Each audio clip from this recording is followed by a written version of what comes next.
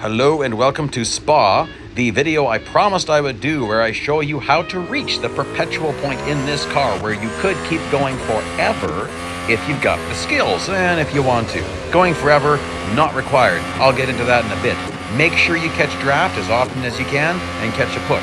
Now I'm driving my fully upgraded Formula 1 R3 Esports Challenger. Get out of the way, I'm going through Eau Rouge and Radillon. Again, make sure you catch draft. It's very real, and you can see that by just doing some tests. And get the push. It gives you just maybe an extra kilometer per hour, but that's very helpful going up Kemmel here. Now, you gotta drive this really aggressive if you want to reach the perpetual point. Like, I mean, ridiculously aggressive, putting this thing on its razor edge. Like, check out this corner here. Full throttle. I did not lift passing that bot. Now right here, I've got to brake a little bit because that bot's ruining my trajectory into Pullon Corner. I'm going to go flying if I don't brake for him. And same with this. I got to be a little bit more careful with some of these bots. Also, these guys are a lot slower. Most of them are driving Academy car. This is all Academy cars so far. And so that makes them slower because the Academy car has lower specs in every single way. Can you do this in the Academy car? No, you can't. I tried it a lot and it's not possible. You're missing about 7 kilometers an hour, 7 to 8, going up Kemmel, and that's way too much for that much of a stretch. You need to take that cut if this is going to work. You just have to do it. And you need to be so careful at this first corner because of the new annoying bot programming, which we'll get into. Like, that guy went flying off track. And, well, we'll see if I can do something about that. So now we're dealing with more of the Challenger cars, but they're still quite slow because the bots are going to get harder and harder. Now, you notice all the alliteration? Positions past preceding perpetual point. Yes, I like alliteration. I don't know, I just do. This next cut is also necessary. I tried this a few times without taking that cut, and I did just reach the perpetual point a couple of times, but you see that guy just drove right off track? Anyways, I'd reached the perpetual point, but the timer was so low, I couldn't refill it to keep it going. So, honestly, guys, I'd say it's necessary. Can you do this in less than a fully upgraded car? Yeah, but not very many less upgrades. But you know what? Definitely yes, because I could keep this going after maximum damage, which I will show you. However, could you do this with no gold upgrades? Well, you got to be better than me to do that. I would say, like, this is really fun because this car fully upgraded at this track at Spa, you're on the razor edge of this car's abilities at a lot of points, which makes it an awful lot of fun, actually. Ooh, that was way too close. I shouldn't have been risking so much. Oh well. Now I'm grinding that guy on purpose. I want him to hit the brakes so that he doesn't go flying into me. So here's the problem with the new bot programming. If you're heading into a corner and you're quite close to that corner, the bots don't brake. They just go full throttle and go right through you.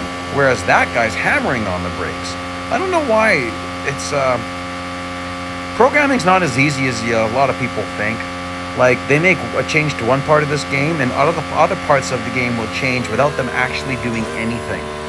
It's really strange. It's like the program is like an entity unto itself. Bot behavior cannot be isolated in the game. So if they change bot behavior in a cup race, that will also change bot behavior in endurance races and elimination races. For instance, you might have noticed now in elimination races, bots act the exact same way as they do in endurance races, which is they slow down pretty quick, almost like they ran out of gas. They have to be careful when they tweak something because it could wreck something somewhere else. Regardless, I'm going to be making a report about this. I needed some really good footage and to really understand it myself. And so there's some great footage during this race, you'll see, where bots doing weird things. Okay, so the positions past preceding perpetual point counter there.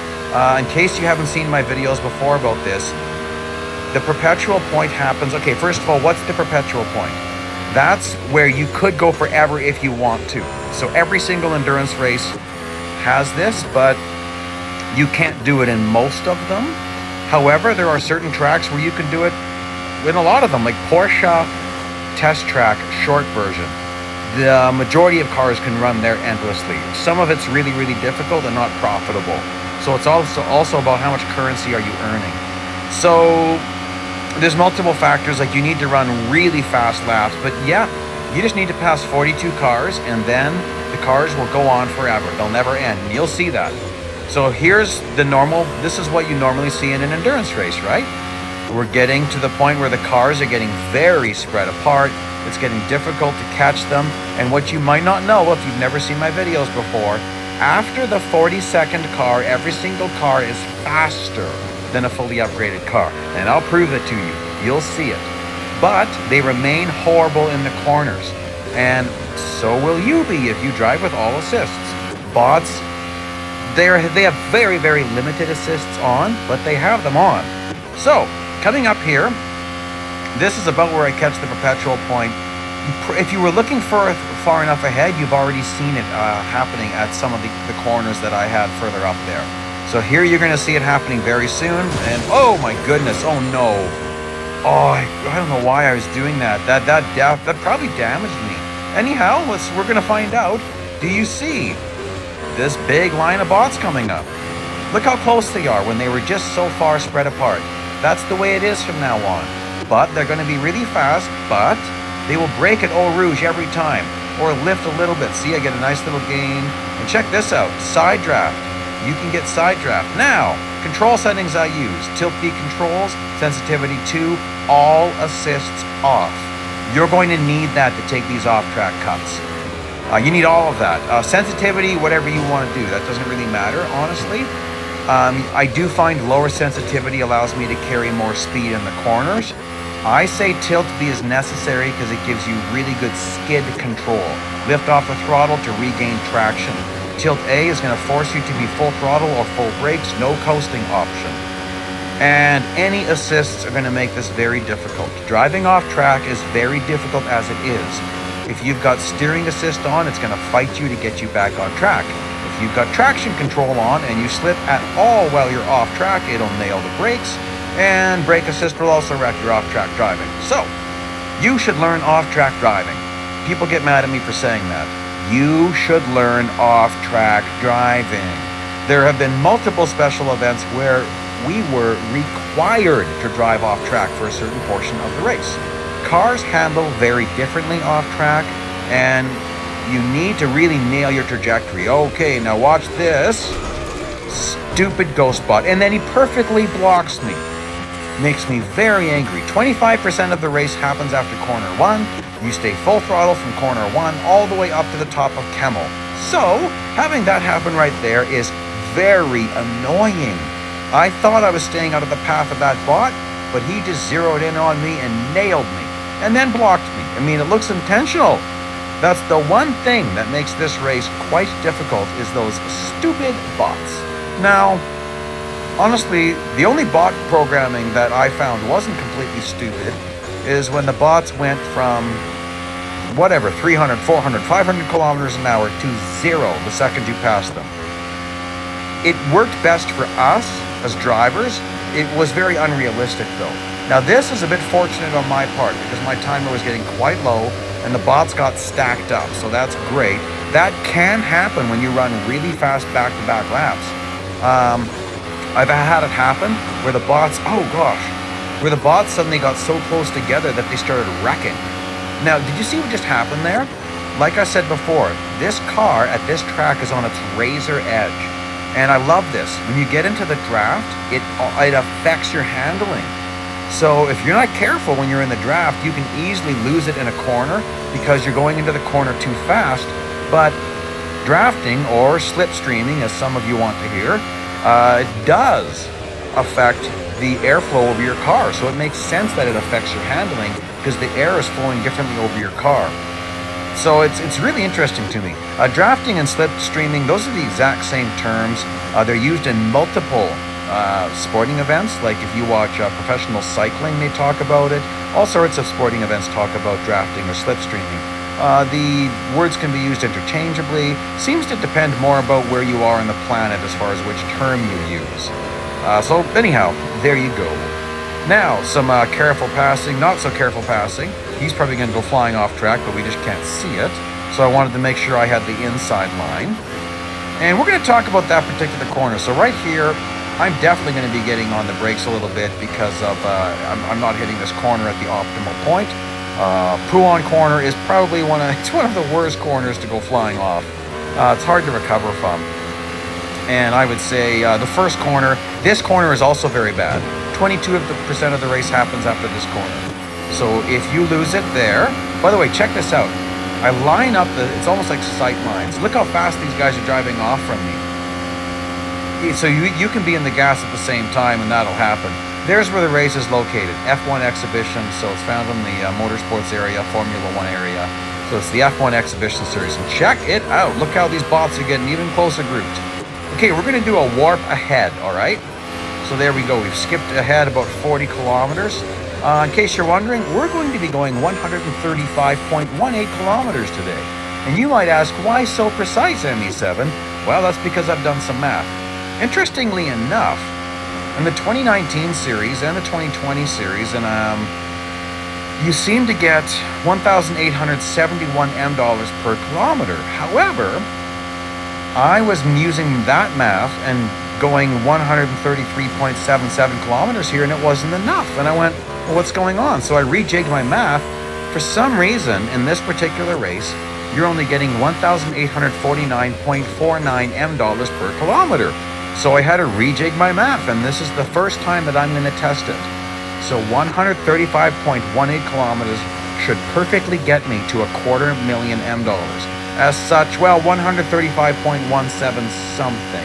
Another thing you have to adjust for once you get maximum damage is that you lose a bit of grip and a bit of brakes. So that loss of grip, you saw me feathering a little bit in Pullon there. You can still take Pullon Corner and the corner before it, gosh, I forget its name.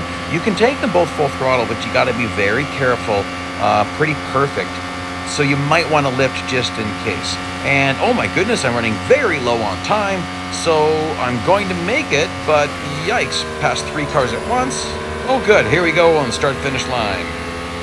And we're gonna warp ahead again. Let's do a lap at 4 times normal speed. Why? I don't know, why not? It's kind of fun. Because there's something I want to show you on this lap, but I don't want to just bore you guys with all the same stuff again and again and again. Okay, so watch this right there. So I was slipstreaming going into the corner, but I was heading into it too fast. I needed to brake and I didn't. Okay, we're gonna pull out a warp here. And check this out. I got out of his way. So strange. So I'm catching draft here, but oh no, I'm gonna catch him again, I think. Yeah, I'll re-catch the draft here. For a little bit, just a little bit. Oh, quite a lot, check it out. Watch how fast I can go going up Kemmel Hill. Even though I've got maximum damage, look at the speed. I couldn't hit this speed even in a fully upgraded car without drafting. So drafting works. Here we've skipped ahead a bit, and a little bit of a mistake here, but that's not a big deal. Now, after the hairpin, let's talk about the approach to this corner here. You need to cut this onto the grass a bit to have the proper trajectory to be able to take that full throttle. Otherwise, you're just going to go flying off track. Same with Pullon Corner. You can take both corners full throttle if you have not been doing any drafting and you have the proper trajectory. Okay, so now we're gonna warp forward just a little bit more to my very last lap. And here we are. This is my very last lap where I switched views here and totally messed up. But in my last lap, I will not pass anybody because I want to wind down my timer. Now that's actually scaring me. I was going to skip the last cut here, but I'm kind of scared I'm not going to have enough track to hit my 135.18. So I'm going to lawnmower mode this and hopefully have enough. Oh gosh, mistakes, more mistakes. Okay, there we go.